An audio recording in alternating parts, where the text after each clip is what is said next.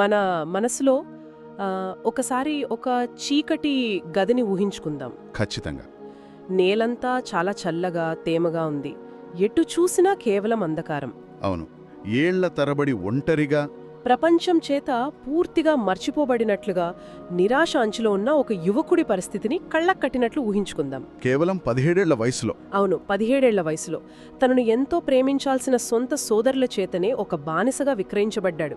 ఆ తర్వాత అన్యాయంగా నిందలు మూసి జైలు పాలయ్యాడు.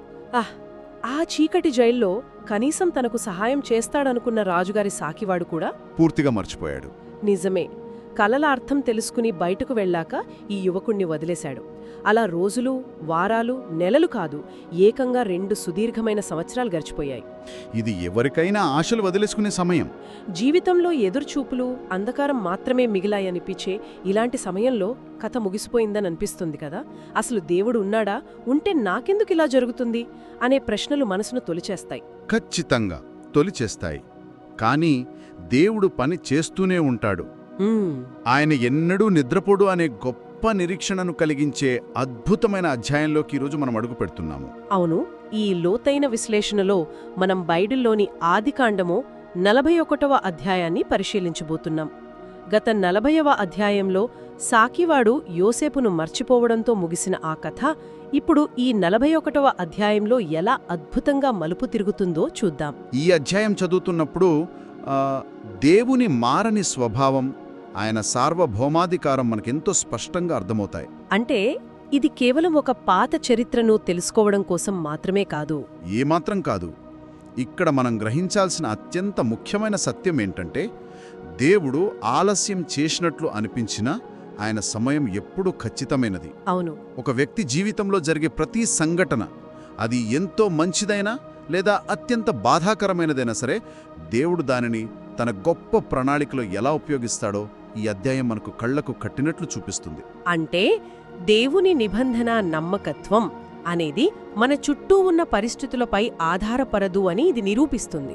సరిగ్గా చెప్పారు. బైబిల్ అధ్యయనం అనేది కేవలం మెదడుకు జ్ఞానాన్ని నింపేది కాదు, అది దేవునితో మన సంబంధాన్ని బలపరిచేదిగా ఉండాలి. నిజమే. ఇప్పుడు మొదటి వచనంలోకి వెడితే కథ చాలా ఆసక్తికరంగా, ఊహించని విధంగా ప్రారంభమవుతుంది. 2 సంవత్సరాలు గడిచిన తర్వాత ఫరో కలలు కన్నాడు అని మనం చూస్తాం. అవును, ఆ కలలు చాలా విచిత్రంగా ఉంటాయి. నైలు నది నుండి 7 బొద్దుగా అందంగా ఉన్న ఆవులు రావడం, ఆ వెంటనే 7 సన్నటి వికృతమైన ఆవులు వచ్చి ఆ బొద్దు ఆవులను మింగేయడం కలలో చూస్తాడు. ఆశ్చర్యమేంటంటే ఆ సన్నటి ఆవులు బొద్దు ఆవులను మింగేసిన తర్వాత కూడా అలాగే సన్నగా వికృతంగానే ఉంటాయి. అవును కదా. ఆ వెంటనే రెండో కలలో ఒకే కాడమీద 7 పెద్ద ధాన్యపు కంకులు ఉండటం, ఆ తర్వాత 7 సన్నటి తూర్పు గాలికి ఎండిపోయిన కంకులు వచ్చి ఆ పెద్దవాటిని మింగేయడం చూస్తాడు. ఈ కలలు వినడానికే చాలా భయంకరంగా ఉన్నాయి. ఇక్కడ నాకొక ఆలోచన వస్తోంది. అసలు ఈ 2 సంవత్సరాలు అనే వాక్యం ప్రత్యేకంగా ఎందుకు చెబుతోంది? ఆ సమయానికి ఉన్న ప్రాముఖ్యత ఏమిటి? అది చాలా అద్భుతమైన ప్రశ్న. ఇక్కడ మూలభాష అయిన హీబ్రూలో షేనాతాయిం యామిం అనే పదాన్ని వాడారు. షెనాతాయిం యామిం? అవును. దీని అర్థం 2 పూర్తి సంవత్సరాల రోజులు అని. అంటే ప్రతిరోజు లెక్కించబడింది అని అర్థం. అబ్బా, ఎంత లోతైన అర్థం ఉందో కదా. దేవుని దృష్టిలో ఆ 2 సంవత్సరాలలో ఒక్కరోజు కూడా వృధా కాలేదు. మనకుది కేవలం గడిచిపోయిన నిరీక్షణ కాలంలా అనిపించవచ్చు, కాని దేవుని క్యాలెండర్లో అది దైవిక ఉద్దేశంతో జాగ్రత్తగా లెక్కింపబడిన సమయం. నిజంగా. ఇక ఫరో కలల విషయానికి వస్తే, ఉదయం లేచేసరికి ఫరో మనస్సు తీవ్రంగా కలతనొందింది. హీబ్రూలో వాటఫల్ రూహో అంటారు. అంటే అతని ఆత్మ భయంతో, ఆందోళనతో కదిలిపోయింది. ప్రాచీన ఐగుప్తులో కలలకు, నైలు నదికి, ఆవులకు చాలా ప్రాముఖ్యత ఉండేది కదా. అవును, వారు నైలు నదిని ఒక దేవుడిగా పూజించేవారు. అలాంటి నది నుండి ఆవులు రావటం, అవి మింగేయబడటం చూసి ఫరో కలవరపడ్డాడు. హయో, ఫహెరిన్నర జాలికులను, జ్ఞానులందరినీ పిలిపించినా ఎవరూ ఆ కలలకు అర్థం చెప్పలేకపోతారు. లోకపరమైన మానవ మేధస్సు, అత్యున్నత సాంకేతిక జ్ఞానం దేవుని రహస్యాల ముందు ఎలా పనికిరాకుండా పోతాయో ఇది స్పష్టం చేస్తుంది. సృష్టికర్తైన దేవుని ముందు సృష్టించబడిన వారి జ్ఞానం ఎంత పరిమితమో ఇక్కడ అర్థమవుతుంది. అవును, అదెంత నిజం. ప్రపంచంలోనే అత్యంత శక్తివంతమైన రాజు తన దగ్గర ఎంతోమంది జ్ఞానులున్నా ఏమీ చేయలేని నిస్సహాయ స్థితిలో ఉండిపోయాడు. ఇక్కడే దేవుని అద్భుతమైన ప్రణాళిక బయటపడుతుంది. ఎవరు అర్థం చెప్పలేకపోయినా ఆ సరైన సమయంలోనే ఆ సాకివాడు తన తప్పును గుర్తు చేసుకుంటాడు. నేను నా తప్పులను స్మరించుకుంటున్నాను అని ఫరోతో చెప్పి జైల్లో తన కలను ఖచ్చితంగా వివరించిన ఆ హీబ్రూ యువకుడి గురించి వివరిస్తాడు. ఒక్కసారి మనం ఆలోచిస్తే 2 సంవత్సరాల పాటు యోసేపును పూర్తిగా మర్చిపోయిన వ్యక్తి సరిగ్గా రాజుకు కల వచ్చినప్పుడే, అది కూడా దేశంలోని జ్ఞానులందరూ విఫలమైనప్పుడే గుర్తు చేసుకోవడం అనేది ఏమాత్రం సాధారణ విషయం కాదు. ఖచ్చితంగా ఇది యాదృచ్ఛికంగా జరిగిన సంఘటన అని ఎవరూ అనలేరు కదా. అనలేరు. దీన్నే మనం దేవుని అద్భుతమైన నిర్వహణ లేదా డివైన్ ప్రావిడెన్స్ అంటాము. దేవుడు చరిత్రను ఒక గొప్ప కళాకారులు తన చిత్రాన్ని గీసినట్లుగా నిర్వహిస్తాడు. అందులో ఏ చిన్న గీత కూడా వృధా కాదు. సాకివాడు ముందే గుర్తు చేసుకుని ఉంటే బహుశా యోసేపు కేవలం జైలు నుండి విడుదలయ్యి ఏదో ఒక సామాన్యమైన పని చేసుకుంటూ ఉండిపోయేవాడేమో. కాది దేవుని సమయం ఖచ్చితమైనది. వెంటనే యోసేపును ఆ చీకటి గోయి నుండి బయటకు తీసుకువస్తాడు. ఇక్కడ మూల భాషలో వాడిన పదం బోర్, అనగా గోయి లేదా గుంట. బోర్ అంటే 17 ఏళ్ల వయసులో సోదరులు యోసేపును పడేసిన గోయికి కూడా ఇదే పదాన్ని వాడారు కదా. అవును, ఆ రోజు ఆ గోయిలో మొదలైన కన్నీటి ప్రయాణం ఈ రోజు జైలు గోయి నుండి నేరుగా రాజభవనానికి చేరడంతో ఒక గొప్ప మలుపు తిరిగింది. ఇది కేవలం ఒక ప్రదేశం నుండి మరో ప్రదేశానికి జరిగిన భౌగోళిక మార్పు కాదు. ఇది దేవుడు తన ప్రజల కోసం చేసిన దైవిక ప్రణాళిక. అవును, ఈ సన్నివేశం ఊహిస్తుంటేనే రోమాలు నిక్కబొడుచుకుంటాయి. ఆ క్షణంలో యోసేపు పరిస్థితి ఎంత ఆకస్మికంగా మారిపోయిందో ఆలోచించండి. అతను వెంటనే గడ్డం గీసుకుని బట్టలు మార్చుకొని హడావిడిగా ఫరో ముందుకొస్తాడు. ఫరో లాంటి మహాసామ్రాజ్యాధినేత ఒక సాధారణ ఖైదీ అయిన యోసేపుతో నీవు కల వింటే దాని భావం చెప్పగలవని విన్నాను అని అంటాడు. అవును, ఆ సమయంలో యోసేపు ఇచ్చిన సమాధానం నన్ను చాలా ఆశ్చర్యానికి గురిచేసింది. అతను ఏమాత్రం గర్వపడకుండా నా వల్ల కాదు, దేవుడే ఫరోకు శుభవార్త ఇస్తాడు అని అంటాడు. ఇది చాలా కీలకమైన ఘట్టం. జైలు నుండి బయటపడటానికి, రాజు దృష్టిలో మంచి మార్కులు కొట్టేయడానికి ఇంతకంటే మంచి అవకాశం దొరకదు.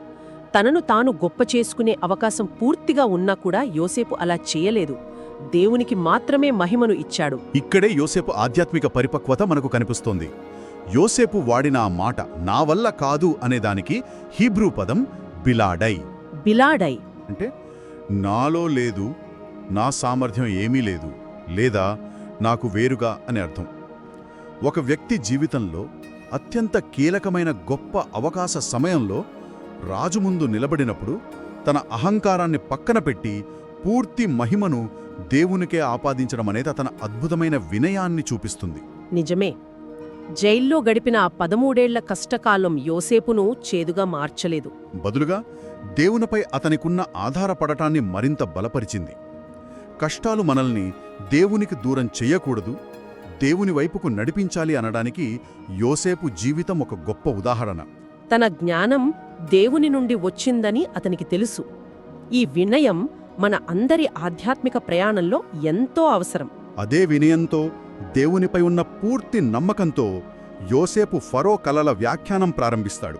ఆ 7 బొద్దు ఆవులు, 7 మంచి కంకులు అంటే ఐగుప్తు దేశమంతటా రాబోయే 7 సంవత్సరాల మహాసమృద్ధి అని, ఆ తర్వాత వచ్చే 7 సన్నటి ఆవులు, ఎండిన కంకులు 7 సంవత్సరాల తీవ్రమైన కరువును సూచిస్తాయని వివరిస్తాడు. ఆ కరువు ఎంత భయంకరంగా ఉంటుందంటే అంతకు ముందున్న సమృద్ధి అంతా దేశంలో పూర్తిగా మర్చిపోబడుతుందని చెప్తాడు. బైబిల్లో సాధారణంగా 7 అనే సంఖ్యను సంపూర్ణతకు గుర్తుగా వాడతారు కదా. అంటే ఈ కరువు, సమృద్ధి అంతా దేవుని పూర్తి నియంత్రణలో ఉన్నాయని, దేవుడే ఈ కాలాన్ని నిర్ణయించాడని దీని అర్థం కావచ్చా? మీరు చాలా అద్భుతమైన విషయాన్ని గమనించారు. 7 అనే సంఖ్యకు బైబిల్లో చాలా లోతైన ప్రాముఖ్యత ఉంది. హీబ్రూలో దీనిని షెవా అంటారు.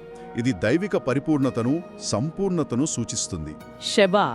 ఇక్కడ 7 సంవత్సరాల సమృద్ధి, 7 సంవత్సరాల కరువు అనేది ప్రకృతి యాదృచ్ఛికంగా చేస్తున్న పని కాదు.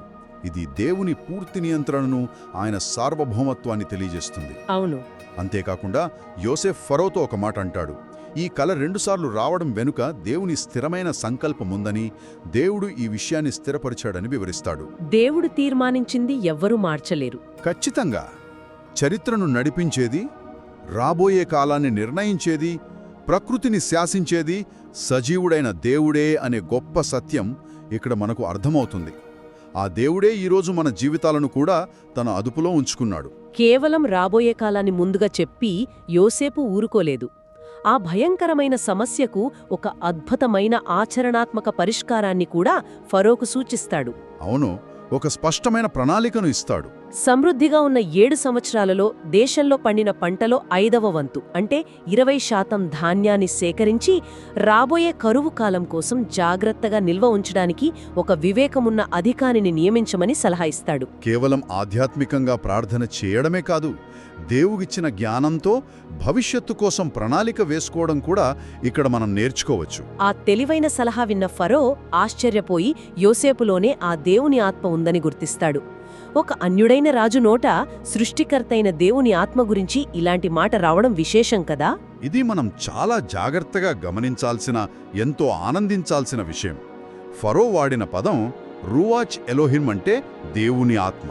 రూవాచ్ ఎలోహిం ఆదికాండము 1వ అధ్యాయంలో సృష్టి ప్రారంభంలో జలములపైన అల్లాడిన అదే దేవుని ఆత్మ ఇప్పుడు యోసేప్పైన నిలిచి ఉండటాన్ని ఒక అన్యుడైన రాజు తన స్వంత కళ్లతో చూసి గుర్తించాడు. దేవుని జ్ఞానం, ఆయన వెలుగు ఎంతటి చీకటిలోనైనా సరే ప్రకాశిస్తుందని ఇది నిరూపిస్తుంది. నిజమే, ఎంతో అద్భుతం. ఇక్కడ మనం ఒక అద్భుతమైన పోలికను గమనించవచ్చు. యోసేపు జీవితంలో జరిగిన ఈ సంఘటనలు భవిష్యత్తులో మన రక్షకుడైన యేసుక్రీస్తు జీవితంలో జరగబోయే వాటికి ఒక స్పష్టమైన ముందు చిత్రంగా కనిపిస్తాయి. అవును, ఈ పోలికలు చాలా స్పష్టంగా ఉంటాయి. మనం గమనిస్తే యోసేపు తన 30 సంవత్సరాల వయసులో ఈ గొప్ప అధికారాన్ని పొందాడు. అదేవిధంగా దేవుని కుమారుడైన యేసుక్రీస్తు కూడా తన 30వ ఏటనే లోకరక్షణ కొరకు తన బహిరంగ సేవను ప్రారంభించారు. యోసేపు తన సొంత సోదరులచే 30 వెండి నాణేల కంటే తక్కువకే బానిసగా అమ్మబడ్డాడు. యేసుక్రీస్తు కూడా తన శిష్యుని చేత 30 వెండి నాణేలకు అప్పగించబడ్డాడు కదా. అవును, యోసేపు అన్యాయంగా ఎలాంటి తప్పు చేయకపోయినా శిక్షించబడ్డాడు. యేసుక్రీస్తు కూడా ఎలాంటి పాపం ఎరుగని వాడయ్యుండి మన పాపాల కోసం నిర్దోషిగా సిలువ వేయబడ్డాడు. చీకటి గోయి నుండి ఉద్ధరించబడిన యోసేపు రాజు తరువాత 2వ వాడిగా అత్యున్నత అధికారం పొంది కరువుతో అలమటిస్తున్న ప్రపంచానికి ప్రాణాధారమైన ఆహారాన్ని పంచిపెట్టాడు. అదే రీతిలో మరణాన్ని, సమాధిని జయించి తిరిగి లేచిన క్రీస్తు పరలోకంలో అత్యున్నత స్థానంలో ఆసీనుడై ఆధ్యాత్మిక కరువులో ఉన్న ఈ లోకానికి జీవాహారం లేదా జీవపు రొట్టెను అనుగ్రహిస్తున్నాడు. పాత నిబంధనలోని ఈ కథ రాబోయే గొప్ప సువార్త సత్యానికి ఎంత అద్భుతమైన ప్రతిబింబంగా ఉందో కదా. ఈ పోలికలు వింటుంటే మనసు నిజంగా కృతజ్ఞతతో నిండిపోతుంది. చరిత్రలో దేవుని రక్షణ ప్రణాళిక మొదటి నుండి ఎంత ఖచ్చితంగా, ఎంత అందంగా అల్లబడిందో ఇది మనకు స్పష్టంగా చూపిస్తుంది. ఆ తర్వాత కథలో మనం చూస్తే యోసేపు ఫరో ఇచ్చిన అధికారాన్ని స్వీకరించి దేశమంతటా తిరిగి ధాన్యాన్ని సముద్రపు ఇసుక రేణువులంత విస్తారంగా, లెక్కలేనంతగా సమకూరుస్తాడు. ఆ సమృద్ధి కాలంలోనే భయంకరమైన కరువు రాకముందే దేవుడు యోసేపుకు అద్భుతమైన బహుమానాన్నిస్తాడు. యోసేపుకు 2 కుమారులు జన్మిస్తారు. అవును, వారికి అతను పెట్టిన పేర్లు చాలా భావోద్వేగంగా ఉంటాయి. మొదటి కుమారుడికి మనష్షే అని, 2వ కుమారుడికి ఎఫ్రాయిము అని పేర్లు పెడతాడు. జైలు గోడల మధ్య తన యవ్వనాన్ని కోల్పోయిన ఆ తండ్రి తన పిల్లలకు ఈ పేర్లు పెట్టడం వెనుక ఉన్న లోతైన అర్థం మన హృదయాలను హత్తుకుంటుంది. ఆ పేర్లు కేవలం పేర్లు కావు, అవి యోసేపు జీవితంలో దేవుడు చేసిన మేలుకు సజీవమైన సాక్ష్యాలు. మనష్షే అంటే నా కష్టాలన్నింటినీ, నా తండ్రి ఇంటినంతటినీ దేవుడు నన్ను మరిచిపోయేలా చేశాడు అని అర్థం. తన గతాన్ని మర్చిపోయేంత దీవెన. అవును, తను పడిన శారీరక, మానసిక బాధ, తన సోదరులు చేసిన ఘోరమైన మోసం, చీకటి జైలులో అనుభవించిన భయంకరమైన ఒంటరితనం, ఇవన్నీ దేవుడు ఇప్పుడు తనకిచ్చిన ఓదార్పు ముందు, దీవెన ముందు మరిచిపోయేలా చేశాడని ఆ పేరు ద్వారా కృతజ్ఞతగా ప్రకటించాడు. ఇక 2వ పేరు ఎఫ్రాయిము. దీని అర్థం నా బాధల దేశంలో దేవుడు నన్ను ఫలవంతుడిగా చేశాడు. ఇక్కడ మనం దేవుని విశిష్టమైన లక్షణాలను స్పష్టంగా చూడవచ్చు. ఆయన ప్రేమ ఎంత గొప్పదో, ఆయన మంచితనం ఎంత అపారమైనదో ఇక్కడ అర్థమవుతోంది. మన జీవితంలో వేచి ఉండటం అనేది కేవలం ఏమీ చేయకుండా కూర్చోవడం కాదు. దేవుడు మన జీవితంలో ఉన్న బాధను కేవలం మాయం చేయడు. ఆయన ఆ బాధను ఒక గొప్ప ఉద్దేశ్యం కోసం ఇతరులకు ఆశీర్వాదకరంగా మారుస్తాడు. హీబ్రూలో దీనిని హపాక్ అంటారు, అంటే కీడును మేలుగా మళ్లించటం. యోసేపు జీవితంలో ఆనాడు రాలిన ప్రతి కన్నీటి బొట్టు వెనక రాబోయే రోజుల్లో కరువు నుండి ఒక జాతిని, తన కుటుంబాన్ని రక్షించాలనే దేవుని గొప్ప రక్షణా ప్రణాళిక దాగి ఉంది. దేవుని విశ్వసనీయతకు ఇంతకంటే గొప్ప ఉదాహరణ మరొకటి ఉండదు. ఎంత అద్భుతమైన వివరణ! ఈ విషయాలు వింటుంటే మన దైనందిన జీవితానికి ఎంతో ఆశ్రయం దొరుకుతున్నట్లనిపిస్తుంది. ఈ లోతైన విశ్లేషణ కేవలం బైబిలులోని ఒక పాత కథను తెలుసుకోవటానికి మాత్రమే కాదు. ఖచ్చితంగా కాదు. ఈ విషయాలు మన ఆధ్యాత్మిక ప్రయాణాన్ని ఎలా ప్రభావితం చెయ్యాలో అర్థం చేసుకోవడం చాలా ముఖ్యం. దేవుని స్వభావాన్ని, ఆయన లక్షణాలను ఇలా లోతుగా తెలుసుకోవడం వల్ల మన ప్రార్థనా జీవితంలో, మన ఆలోచన విధానంలో ఎలాంటి మార్పు రావాలి? ఈ బైబిల్ అధ్యయనం యొక్క అంతిమ లక్ష్యం ఖచ్చితంగా అదే. దేవుని వాక్యం చదవడం అనేది కేవలం కొన్ని కొత్త సత్యాలను మెదడులో నింపుకోవడం కాదు. సజీవుడైన దేవునితో మనకున్న వ్యక్తిగత సంబంధాన్ని మరింత సన్నిహితంగా, పటిష్టంగా చేసుకోవడం. అవును. దేవుడెంత నమ్మకమైనవాడో, ఆయన సమయం ఎంత ఖచ్చితమైనదో మనం తెలుసుకున్నప్పుడు అది మన ప్రార్థనా జీవితాన్ని సమూలంగా మార్చేస్తుంది. మన జీవితాల్లో కష్టాలొచ్చినప్పుడు, లేదా మనం ఏదైనా ఒక చీకటి గదిలో లేదా దీర్ఘకాలిక ఎదురుచూపుల దశలో ఉన్నామనిపించినప్పుడు మనం ఇక మీదట నిరాశపడం. దేవుడు నన్ను మర్చిపోయాడనే భయం లేదా అనుమానం మన దరిచేరదు. ఎందుకంటే జైలు గోడల మధ్య ఉన్నా సరే ప్రభు యోసేపుతో ఉన్నాడు అనే సత్యం మనకు తెలుసు కనుక, ఆ సర్వశక్తిమంతుడైన దేవుడు మన కష్టకాలంలో కూడా మనతో ఉన్నాడనే ధైర్యం మన విశ్వాసాన్ని నిలబెడుతుంది. ఈ వాక్య సత్యం మన ఆలోచనా విధానంలో గొప్ప మార్పును తీసుకువస్తోంది కదా? అవును. బాధల సమయంలో కూడా ఆయన పట్ల ఆధారపడటాన్ని ఇది మనకు నేర్పిస్తోంది. మనం ఆయన కోసం ఎదురు చూసే ప్రతి క్షణం వృధా కాదు. అది మనల్ని ఆయనకు మరింత చేరువ చేస్తుంది. నిజంగా ఈ అధ్యాయం ముగింపుకొచ్చేసరికి మనసు ఆనందంతో చెప్పలేనంత నిరీక్షణతో నిండిపోతోంది. యోసేపు పడ్డ ఆ సుదీర్ఘ వేదన, ఆ కన్నీళ్లు ఏవీ వృధా కాలేదు. దేవుని ప్రణాళికలో ఏదీ వృధా కాదు. ఒక యువకుడిని చీకటి జైలులో ఉంచి దేవుడు ఏం చేస్తున్నాడని లోకమనుకుంటే, దేవుడు ఆ కాలాన్ని ఉపయోగించి రాబోయే భయంకరమైన కరువు నుండి లక్షలాది మంది ప్రజలను, ఒక పవిత్ర జనాంగాన్ని రక్షించడానికి ఒక గొప్ప నాయకుడిని సిద్ధం చేస్తున్నాడు. దేవుడు ఏ ఒక్కరిని మర్చిపోడు. ఆయన ఎల్లప్పుడూ తన పిల్లలకు తోడుంటాడు. మన జీవితాల్లో కూడా ఎన్నోసార్లు ఇలాంటి ఎదురుచూపులు, భరించలేని బాధలు ఎదురవుతుంటాయి. దేవుడు ఎందుకు మౌనంగా ఉన్నాడనిపిస్తోంది. కాని ప్రభు యోసేపుతో ఉన్నాడు అనే సత్యాన్ని ఈ రోజంతా ధ్యానిస్తే ఎంత బావుంటుందో కదా? అది ఎంతో నెమ్మదినిస్తుంది. ఇక్కడ మనమందరం ఆలోచించాల్సిన మరొక ముఖ్యమైన విషయముంది. మన జీవితాల్లో మనం జైల్ అని పిలుస్తున్న ఆ కష్టకాలమే బహుశా రేపటి రాజభవనం లాంటి గొప్ప బాధ్యతల కోసం దేవుడు మనల్ని సానబెడుతున్న శిక్షణా గది ఏమో. ఆయన మనల్ని సిద్ధం చేస్తున్న విధానం అది కావచ్చు. అవును. దేవుడు మన ప్రవర్తనను, మన విశ్వాసాన్ని సానబెట్టే ఆ విధానాన్ని గుర్తించడం మన ఆధ్యాత్మిక ఎదుగుదలకు, ఆయనతో మనకున్న సంబంధానికి చాలా అవసరం. ఆయన ఎప్పుడూ నమ్మదగినవాడు. ఖచ్చితంగా. ఈనాటి లోతైన విశ్లేషణ ద్వారా మనం నేర్చుకున్న కొత్త సత్యమేమిటి?